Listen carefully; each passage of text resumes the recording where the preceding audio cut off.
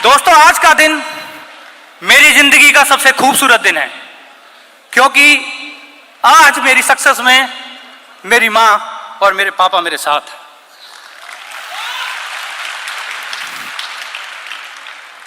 मेरे माँ पापा पढ़े लिखे नहीं हैं, लेकिन उन्होंने कभी कोई कमी नहीं छोड़ी मुझे पढ़ाने में। और मुझे याद है कि जब मेरे स्कूल की फीस जाती थी तो मेरे पापा 100 रुपये कर्ज पे लेके आते थे, लेकिन वक्त से मेरी फीस देते थे ताकि मैं पढ़ाई से वंचित ना रह जाऊं। पढ़ने में बहुत अच्छा था मैं, और जब तक मैंने पढ़ाई की मैं हमेशा टॉपर रहा हूं। और जब भी मुझे हर साल स्कूल में फर्स्ट का अवार्ड मिलता था तो मेरे पापा को स्कूल में बुलाया जाता था, लेकिन क्योंकि मेरे पापा पढ़े लिखे नहीं थे इसलिए वो स्कूल नहीं आते थे। उन्हें अजीब सा लगता था कि पढ़े लिखे लोगों के बीच में मैं कैसे बैठूंगा, उनके बीच में मैं कैसे बातें करूंगा।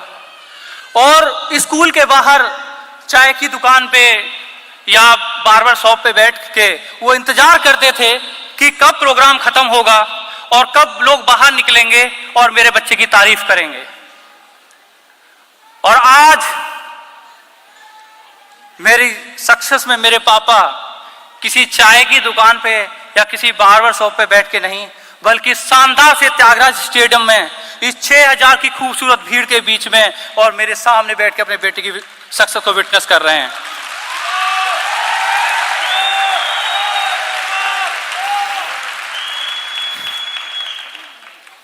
मुझे यह दिन देने के लिए thank you all India, thank you सेफ सॉफ। मेरा पहला सपना पूरा हो गया।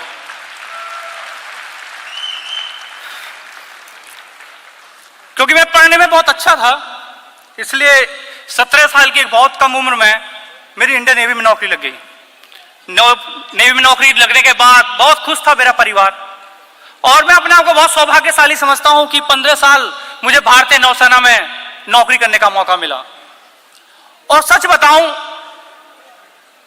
तो एक बहुत बड़ा एहसान भी है नेवी का मेरे ऊपर, क्योंकि आज मुझे काजल जैसी खूबसूरत और सपोर्टिंग वाइफ मिली है, उसकी वजह नेवी ही है।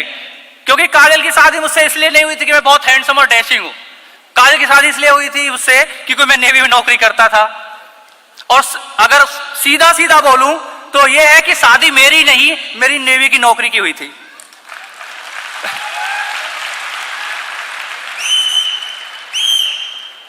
नेवी में जॉब करता था तो एक बार मेरा ट्रांसफर दिल्ली हुआ, और दिल्ली में आने के बाद मेरी मुलाकात मेरे नेवी के एक सीनियर मिस्टर रतन सर से हुई, जिन्होंने पहली बार जब मैं दिल्ली में आया, नया शहर था, तो मुझे दिल्ली में सेटल होने के लिए उन्होंने बहुत मदद की। इवन कि मुझे ऑफिस भी वो अपनी बाइक से लेके जाते थे और शाम को घर पे भी अपनी बाइक से छोड़ते थे। बहुत मदद की उन्होंने मेरी। एक बार संडे का दिन था, सुबह लगभग 9 बजे का टाइम था, मैं अपने किसी पर्सनल काम से रतन सर से मिलने गया, और जैसे ही मैं उनके घर पहुंचा तो मैंने देखा कि वो सूट वूट में एकदम तैयार होके कहीं जा रहे हैं। मैं सर से पूछा कि सर मैं तो आपसे मिलने आया था, आप तो लग रहा है कहीं जा रहे हैं। तो सर ने बोला हाँ मेरी एक मीटिंग है, तुम चाहो तो तुम भी चल सकते हो। मुझे लगा कि चलते हैं। मीटिंग में गए, एक बड़े से ऑडिटोरियम में बैठा दिया, तब पहली बार पता लगा कि ये मीटिंग कुछ और नहीं थी, सेफ सॉफ का प्रेजेंटेशन था। प्रेजेंटेशन खत्म हुआ, रतन सर से मुझे पूछा और बताओ लोकेश कैसा लगा। मैंने कहा क्या, और मेरा एक्सप्रेशन देख के उनको समझ में आ गया कि ये ज्वाइन नहीं करेगा। और सच बताओ कि नेटवर्क मार्केटिंग को लेके मैं इतना नेगेटिव था कि मुझे ज्वाइन कराना मुश्किल ही नहीं, नामुमकिन था। अगर मेरे सामने आप किसी नेटवर्क को बैठा दो तो मैं इतना मजाक बनाता था, इतना मजाक बनाता था कि लोग मुझसे बात ही नहीं करते थे। और ऐसा ही हुआ। ये दौर 3-4 महीने चला, लेकिन इस दौरान रतन सर एक बहुत अच्छा काम करते थे कि वो अपनी, जब मुझे ऑफिस लेके जाते थे, जब रिटर्न में शाम को मेरे घर छोड़ते थे बाइक से, तो जैसे ही रास्ते में HDFC बैंक का ATM दिखता था वो बाइक रोकते थे और अपना चेक मुझे देते थे कि लोकेश एक काम कर, थोड़ा ATM में चेक ड्रॉप करके आ जाना। अब क्योंकि वो प्रेजेंटेशन देख चुका था तो इतना बड़ा बेवकूफ तो मैं भी नहीं हूं, तो मैं भी देखूंगा कि कमा भी रहा है बंदा या ऐसे ही फेंक रहा है। तो मैं चेक की अमाउंट देखता था, जमा करता था, चेक की अमाउंट देखता था, जमा करता था। बट मैं कोई बहुत ज्यादा मोटिवेट नहीं हुआ था, या सेफ सॉफ को लेकर मैं बहुत पॉजिटिव नहीं हुआ था चेक्स को देख के, इनकम को देख के, क्योंकि मुझे इनकम नहीं चाहिए थी। मुझे चाहिए था कि कब वो दिन आए जब अपने माँ को सम्मान दिला पाऊं, और वो मुझे चेक्स में नहीं दिख रहा था। लेकिन एक दिन 4 महीने के बाद एक दिन शाम को मेरे पास रतन सर का कॉल आता है कि लोकेश, मैं जो बिजनेस कर रहा हूं उसका आज क्लोजिंग डे है, तुम चाहो तो ये बिजनेस ज्वाइन कर सकते हो। मुझे लगा कि ये बंदा अपनी दोस्ती की कीमत मांग रहा है मुझसे, इसने जो मेरी मदद की है ना उसकी कीमत मांग रहा है मुझसे। और उस दोस्ती की कीमत देने के लिए मैंने उनको 25,000 रुपए दिए थे और मैंने ज्वाइन किया। और ज्वाइन करते ही मेरा बिजनेस खत्म। क्यों? क्योंकि ज्वाइन तो मुझे करना ही नहीं था, मैं तो सिर्फ कीमत दी थी दोस्ती की। लेकिन एक दिन मुझे हमारे क्राउन लीडर अजय पिल्ले सर की डायमंड से की वीडियो देखने का मौका मिला। एक शो हुआ था बनारस के अंदर, उड़ान, और जब मैं उसको वीडियो को देख रहा था कि हजारों हजारों की भीड़ और मसालों के बीच से अजय सर और इंदु मैम चल के आ रहे हैं शहजादे की तरह, जब मैं वीडियो देख रहा था तब पहली बार मैं उस वीडियो को देखते और रो रहा था। और मुझे एहसास हो रहा था कि शायद ये वो फील्ड है कि जहां लोकेश कुमार तू अपने और अपने मां बाप के लिए वो सम्मान दिला सकता है जिसकी तुझे तलाश है।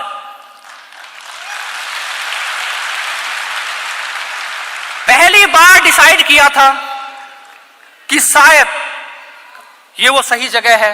मुझे नहीं था भरोसा कि मैं डायमंड बन जाऊंगा, मुझे नहीं पता था कि मैं नेटवर्क बना पाऊंगा, बस एक उम्मीद जगी थी और मैंने डिसाइड किया कि मैं अब काम करूंगा। और जब काम करने का डिसाइड किया तो मैंने अपने घर पे पापा को कॉल किया और पापा को बोला कि पापा बड़े भैया को दिल्ली भेजो, मैंने एक बिजनेस शुरू किया है, अगर भैया मेरा साथ देंगे तो आप देखना कि 3 से 4 साल हमें लगेंगी, हमारे घर में ट्रैक्टर होगा, कार होगी, ये होगा वो होगा, बहुत कुछ होगा, हम पैसा कमाएंगे। मुझ पे मेरा परिवार बहुत भरोसा करता है। तो पापा ने भाई को दिल्ली भेज दिया। बड़े भैया दिल्ली आए, मैंने प्रेजेंटेशन दिखाया, ही वाज सो एक्साइटेड। हम दोनों भाई एक दूसरे को देख रहे थे तो लग रहा था कि अब कुछ ही दिनों के बाद हम करोड़पति बन जाएंगे। और उस एक्साइटमेंट में तुरंत मेरे भाई वापस घर चले गए और वो घर नहीं पहुंचे। उन्होंने हमारे जितने भी रिलेटिव्स थे सबको जाके टच करना शुरू कर दिया कि एक सेफ शॉप का बिजनेस है, एक प्रोडक्ट खरीदना है, 2 बनाने, प्रोडक्ट खरीदना है, 2 बनाने, प्रोडक्ट खरीदना है, 2 बनाने, प्रोडक्ट खरीदना है, 2 बनाने। और वो सारे रिलेटिव्स के पास घूम गए और उनको जवाब सिर्फ यही मिला कि आपने तो अब देखा है, हम तो पहले बहुत बार देख चुके, ऐसी कंपनी में कुछ नहीं होता, बेहतर होगा छोड़ दो। और उससे बेहतर यह होगा कि आपका भाई नेवी में नौकरी करता है, उसे बोलो इन बिजनेसों के चक्कर में नौकरी ना छोड़ दे, चुपचाप नौकरी करता रहे। और जिस मोटिव के साथ मेरे भाई गए थे वापस घर पहुंचे और घर पहुंच के पापा को सारी कहानी बताई और पापा ने मुझे कॉल किया कि बेटा चुपचाप नौकरी कर, ऐसे बिजनेसों से कुछ नहीं होता, हमने सबसे पूछ लिया, कोई ज्वाइन करने को तैयार नहीं है। और सेब सौ का बिजनेस मेरा शुरू ही नहीं हुआ था कि दूसरी बार खत्म हो गया। रात भर मुझे नींद नहीं आ रही थी, लेफ्ट पर करवट लूं तो अजय सर का डायमंड शिप, राइट करवट लूं तो मेरे पापा का फोन कि बिजनेस छोड़ दे, नौकरी कर, लेफ्ट करवट लूं तो अजय सर की डायमंड शिप, राइट जाऊं तो पापा का फोन। समझ नहीं आ रहा था कि करूं क्या। पूरी रात मैं सो नहीं पाया और सुबह होते होते मैंने डिसाइड किया कि चाहे जो हो जाए, अब चाहे जो बोले, मैं ये बिजनेस करूंगा। एक्चुअली उस दिन मेरी शुरुआत हुई थी सेफ शॉप के अंदर, उस दिन मेरी ज्वाइनिंग हुई थी सेफ शॉप के अंदर और मैंने सीखना शुरू किया। और पहले ही 3 वीक की मेरी इनकम सेफ शॉप की 24,000 रुपए थी और सिर्फ 23 दिन के अंदर मैंने सिल्वर कंप्लीट कर लिया था।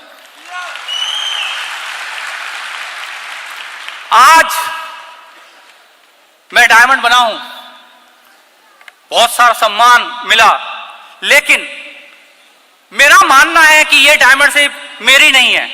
मेरा मानना है कि किसी इंडिविजुअल के एफर्ट से इतना बड़ा अचीवमेंट नहीं मिल सकता। सच बताऊं तो आज की ये डायमंड शिप मेरे माँ बाप का आशीर्वाद और उस परमपिता परमेश्वर का आशीर्वाद है। अब शायद आप कंफ्यूज हो रहे होंगे कि मैंने परमपिता परमात्मा से पहले माँ बाप का नाम क्यों लिया, क्योंकि ये मेरा अपना मानना है।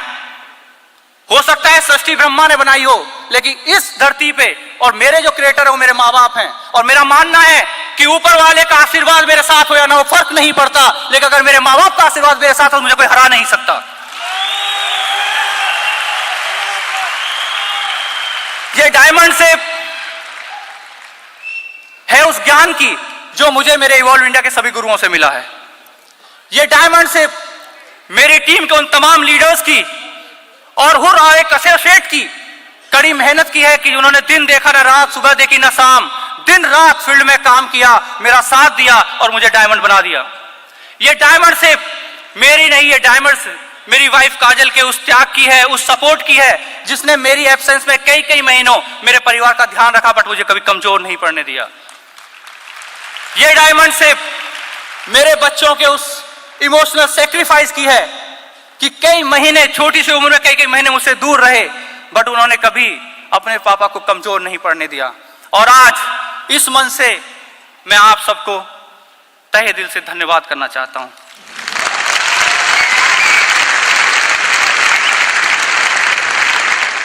आज मेरा सपना कि मेरे माँ बाप मेरे साथ हैं और मेरा दूसरा सपना जो मैंने जैसा कि वीडियो में देखा था, दोनों पूरे हो गए। जब हम सफल होते हैं ना, तो बहुत सारे लोग हमारे बारे में बातें बोलते हैं, और ऐसा ही मेरे साथ अभी रिसेंटली हुआ। मैं विशाखापट्टनम से अपनी फैमिली के साथ, अपनी वाइफ और दोनों बच्चों के साथ दिल्ली आ रहा था सक्सेस डे के लिए। तो मेरे दोनों बच्चे और वाइफ एक साथ बैठे थे 3 सीट्स पे, और उनके अपोजिट साइड में मैं बैठा हुआ था। तो मेरे बगल में एक अंकल बैठे हुए थे, लगभग 50-55 साल की उनकी एज थी। तो जैसे ही फ्लाइट टेक ऑफ की और थोड़ा सा आगे बढ़ी, तो अंकल मेरे से बातें करने लगे और मेरे से बोले कि क्या करते हो बेटा। मुझे लगा कि अगर मैं अंकल को डायरेक्ट सेलिंग के बारे में बताऊंगा तो पता नहीं समझ पाएंगे, नहीं समझ पाएंगे। तो मैंने सीधे से शब्दों में बोल दिया कि अंकल, मैं इंडियन नेवी में जॉब किया करता था, बट अब मैं रिटायर हो चुका हूं और मैं पेंशन लेता हूं। और जैसे ही मैंने बोला कि मैं पेंशन लेता हूं, वो ऐसे हिले जैसे फ्लाइट गिर जाएगी।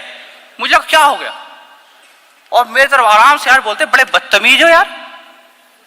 और जब बोला बड़ा बदतमीज हो, मुझे अजीब सा लगा। मैं बोला सॉरी अंकल, मैंने ऐसा क्या किया। बोला मुझे लगा कि तुम पढ़े लिखे एक अच्छे सभ्य इंसान होगे, लेकिन तुम्हें मैं 55 साल का बुढ़ा मिला था मजाक करने के लिए।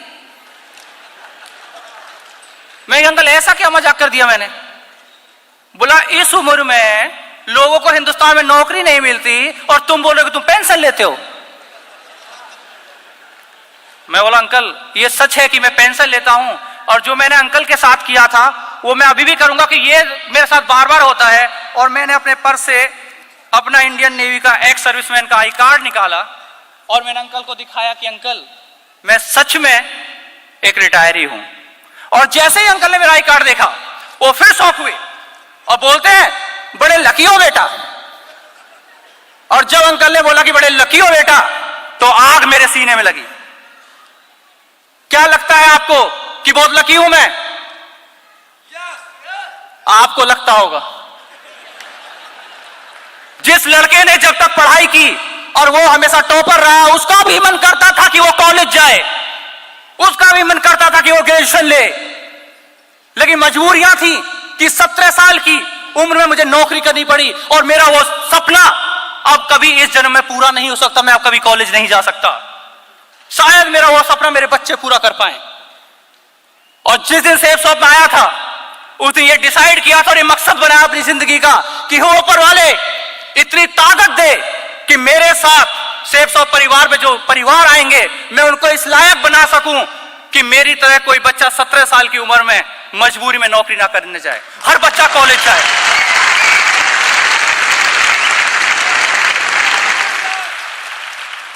जिस तरह उन अंकल को मैं लकी लग रहा था ना, उस तरह शायद इस भीड़ में, क्योंकि जब हम सक्सेस होते हैं ना, तो लोगों को लगता है कि कुछ चंद लकी लोगों में से हम, क्योंकि हम डायमंड बन गए, कुल चंद लकी लोगों में से हम, क्योंकि हम सक्सेस हो गए। शायद आपको भी लगता होगा। दोस्त, फ्रेशर था, अगर इवॉल्व से आधा घंटे पहले आपका एक्सीडेंट होता है, आपकी लेफ्ट लेग में 6 स्टिचेज आते हैं, आपके सारे कपड़े फट जाते हैं, उसके बावजूद भी आप अपने घर नहीं जाते और 6 घंटे का अगर इवॉल्व अटेंड कर सकते हो, तो लक आपका साथ जरूर देगा और आप डायमंड जरूर बनेंगे।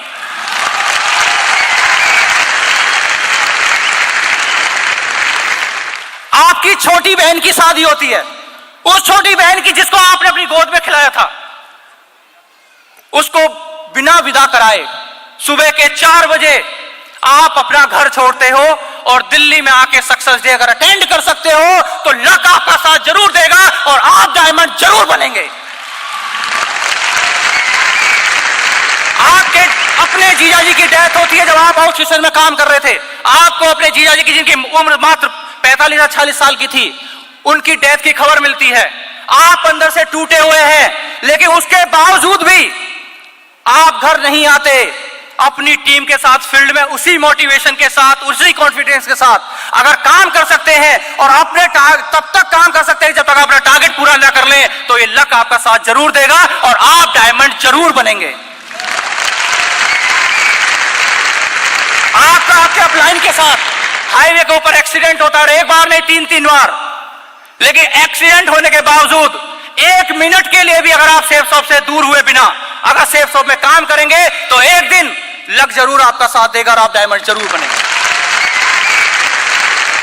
आप अपने डाउनलाइन के साथ बिहार के जहानाबाद के जंगलों में अनजान जगह पे रात भर भटकते हैं, लेकिन उसके बावजूद भी अरवल बिहार में सुबह सही टाइम पे पहुंच के अगर आप अपनी टीम की मदद कर सकते हैं तो लक आपका साथ जरूर देगा और आप डायमंड जरूर बनेंगे।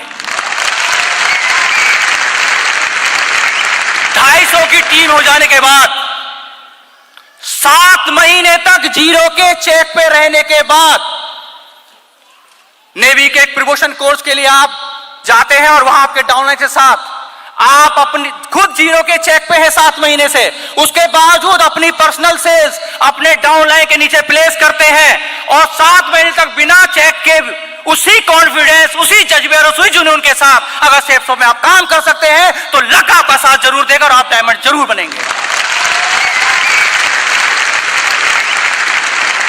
लकी नहीं हूं मैं, कीमत चुकाई है मैंने, लेकिन यह सच है कि मैं लकी हूं। यह सच है और मैं चिल्ला चिल्ला के बोल सकता हूं कि हां हूं मैं लकी। मैं हूं लकी क्योंकि हिंदुस्तान की डार्क सेलिंग, सबसे अग्रिम डार्क सेलिंग सेफ शॉप का हिस्सा हूं मैं। हूं मैं लकी क्योंकि मेरे पास इवॉल्व इंडिया के रूप में तीसरी मां है जिसने सेफ शॉप में मेरी परवरिश की है और मुझे डायमंड बनाया है। हूं मैं लकी क्योंकि मेरे मां बाप ये बोलते थकते नहीं कि भगवान मेरा जैसा बेटा सबको दे। हूं मैं लकी क्योंकि अभी जब मेरा बड़ा बेटा मेरे साथ बैठा था तो मुझसे बोल रहा था कि पापा बड़े होके आपके जैसा बनूंगा और ऐसे ही काम करूंगा। हूं मैं लकी क्योंकि मेरे बच्चे आज मुझे अपना रोल मॉडल मानते हैं और मेरे बच्चे मेरे जैसा बनना चाहते हैं। मैं सच में लकी हूं। और आज इस मंच से, आप सबके माध्यम से मैं हिंदुस्तान के पूरे आवाम को एक मैसेज देना चाहता हूं कि अगर आप भी चाहते हैं मेरे जैसे लकी बनना तो लगाइए अपनी जिंदगी के 3 से 5 साल सेफ शॉप और इवॉल्व इंडिया के साथ। एक दिन वो जरूर आएगा जब आपका परिवार, आपके रिश्तेदार आप पे फक्र महसूस कर रहे होंगे और ये जमाना आपको बोलेगा बड़े लकी हो यार।